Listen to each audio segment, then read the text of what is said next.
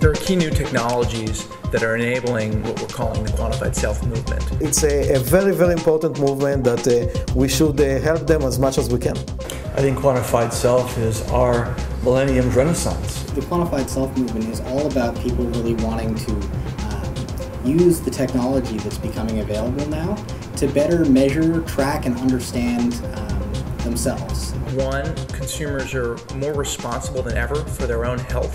To learn more about themselves and know how to care about themselves when they are still healthy. Quantified Self to me means self-awareness, being more aware of your body, your emotions, your feelings. Two, you've got all these amazing sensor technologies that are enabling you to measure everything from sleep quality to emotion to happiness. It's a liberation, of information. That's an amazing movement of people improving their health and themselves. It really gives you the power to make changes in your life. Three, in the palm of your hand in smartphones is persistent wireless technology, displays, data visualization that allows you to actually meaningfully use that data.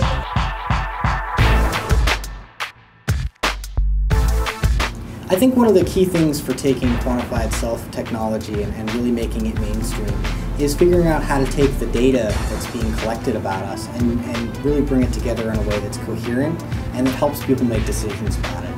Quantified Self is based in, I can use tools to help myself if I know how to use them. The mainstream wants people to take the data and help me help myself, so give me advice. So get the benefits. I see it very similar to the Mac computer that used to be a niche like 10 years ago, and now you go to a Starbucks and 90% of the computer that you see are Mac. So it's something that is growing very fast, and in 10 years it will be the majority in my opinion. Quantified Self is going to go mainstream when it helps really lazy people look better naked. That's what people want, and usability lets you do it. So if you create tools that are much more usable, sexy, fun, that's when Quantified Self actually takes off.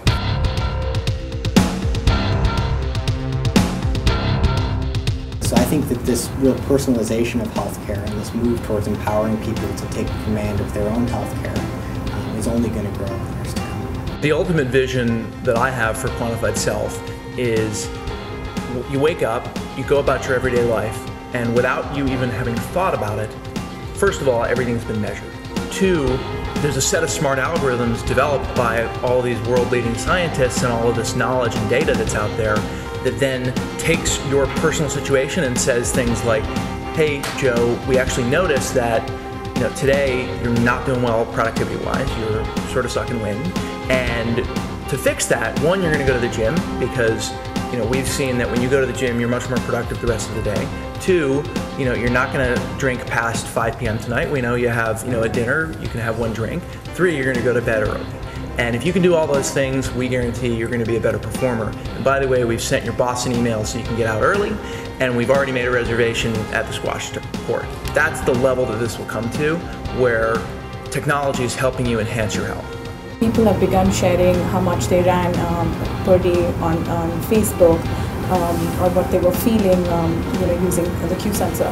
So I just feel like looking at such metrics, other people also get inspired and would sort of join the movement of being self-aware and the wellness part of it. A good example is Qualcomm announced they're sponsoring an X Prize, and the X Prize is a $1 million prize to create the same tricorder that Bones used on Star Trek, which is basically an all-inclusive self-diagnostic where you can diagnose your health the same way your doctor could, in fact before they do, and that's the prize. So that's an example of someone championing getting there quicker and faster by going beyond what is today of what could be, but going back to the 60s to find it, which was Bones and the tricorder. First, in the area of sensors, is they be more non-invasive, that you just don't even recognize they're around.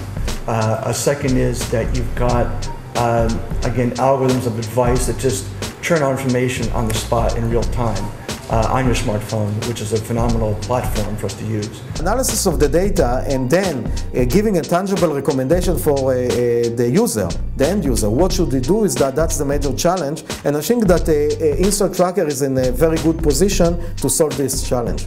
I don't know where this technology might go, but in future we may be able to predict, whether a child is going to get autism or not, whether this person would get epilepsy or not, things like that. actually bringing a design discipline into a world that's typically been all about engineering and medical outcomes is going to change the way that people use these products and bring it into the mainstream.